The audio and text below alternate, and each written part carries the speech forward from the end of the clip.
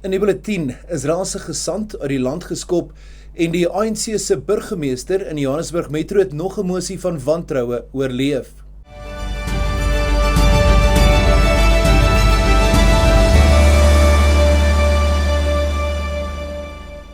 Goeiedag en baie welkom by die visuele nuusbulletin in Afrikaans op Pretoria FM. Die Departement van Internasionale Betrekkinge en Samewerking, DIRCO, het die chargé d'affaires van die Israeliese ambassade, Ariel Seidman, tot persona non grata verklaar. DIRCO voer aan dat Seidman hom skuldig gemaak het aan skendings van diplomatieke norme en praktyke wat 'n direkte uitdaging vir Suid-Afrika se soewereiniteit inhou. Seidman het glo herhaaldelike aanvalle op president Cyril Ramaphosa op sosiale media geloods. Volgens die departement het Seidman se optrede die Weense konvensie verbreek en die vertroue en protokolle wat hoofsaaklik vir bilaterale betrekkinge is, sistematies ondermyn.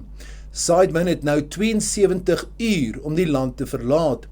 Die regering eis dat Israel voortaan internasionale protokolle en die waardigheid van die republiek moet respekteer. Die ANC, die Al-Jamaah-party, oortuig om die mosie van wantroue teen die burgemeester van die Johannesburg Metro, Darren Morero, terug te trek.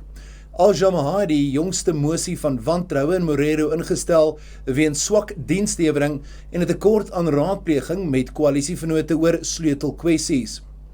Die ANC se streeksekretaris, Sasabona Manganye, het benadruk dat interne dispute deur amptelike kanale hanteer moet word, eerder as met openbare stemme van wantroue. Die Johannesburgse Metroraad het intussen 'n pos vir 'n adjunk burgemeester geskep om die verteenwoordiging en kommunikasie tussen verskeie vennote van die Metro se leierskap te verbeter. Die Metro wil 1,2 miljoen rand per jaar bestee om 'n adjunk burgemeester aan te stel. Die DA en die EFF het egter die voorstel verwerp, terwyl Action SA nie gereageer het nie.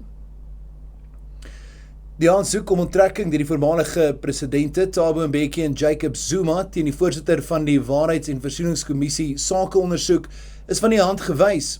Zuma en Mbeki het versoek dat die afgetrede regter Sisi Kampepe haarself onttrek en het beweerde partydigheid aan haar kant aangevoer. Die kommissie ondersoek beweringe van inmenging en gesamentlike pogings om die vervolging van sake wat deur die WVK na die nasionale vervolgingsgesag verwys is te stop. Hierdie beslissing beteken dat Mbeki en Zuma voor Kampepe sal moet getuig in die kommissie van ondersoek. Die afgetrede regter het verder gesê dat Mbeki geen verduideliking gegee het vir sy vertraging om 'n onttrekkingsaansoek in te dien nie en dat die tydsgebonde aard van die kommissie se werk vereis dat dit ononderbroke moet voortgaan.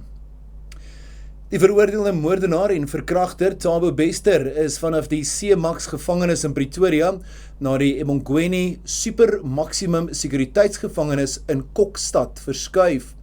Volgens die Departement van Korrektiewe Dienste is dit deel van roetineverskuiwings om veiligheid en stabiliteit in tronke te verseker. Die woordvoerder sê alle nodige logistieke reëlings is getref om seker te maak dat Bester se hofverskynings en regsprosesse nie vertraag word nie. Nog beskuldigdes wat onlangs oorgeplaas is na die Kokstad se tronk is die tenderpreneur Vusimusi Kat Matlala en voor hom die Ndemande broers wat onlangs vanaf Eswatini uitgelewer is in verband met die moord op die kletsrymer Kenan Forbes in 2023. Die wêreld se mees gesogte sporttrofee is vroeër vandag in Pretoria uitgestel. President Cyril Ramaphosa het die oorspronklike FIFA Wêreldbeker by die Uniegebou in ontvangs geneem. Suid-Afrika het na 16 jaar vir die Wêreldbeker gekwalifiseer. Die presidentsie sê die tentoonstelling van die trofee verteenwoordig hoop, trots, herinneringe en momentum. Die trofee sal na die Staatsteater verskuif word, waarna dit môre by die Nasrek Uitstalsentrum in Johannesburg besigtig kan word. Die trofee sal dan Sondag in Kaapstad wees. Die trofee toer sluit meer as 75 stede wêreldwyd in.